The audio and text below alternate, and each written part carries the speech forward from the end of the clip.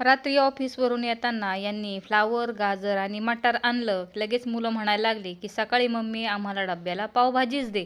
मग काय, सकाळीच उठून अर्धी वाटी मटार सोलून घेतली, अर्धा गाजर, थोडंसं फ्लावर, 2 बटाटे सोलून घेतले. अचानक ठरल्यामुळे शिमला मिरची अर्धीच होती ती वापरली.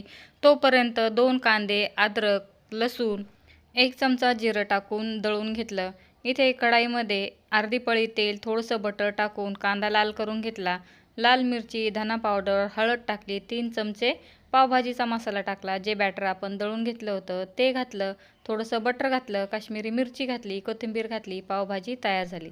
तव्यावरती बटर जळतं म्हणून सुरुवातीला तेल घातलं, त्यात थोडंसं बटर घातलं, पावभाजी मसाला घातला. डायरेक्ट पावची लादीच इथे भाजून घेतली. घरी पावभाजी खायची असेल तर बटरमध्ये थोडीशी पावभाजी टाकून पाव भाजून घेतले तरी चालतील. तसे डब्याला दिले तर गजगज होतात. तर मी अजिबात पाव न खाण्याचा निर्णय घेतला होता, तो आज मोडलेला आहे.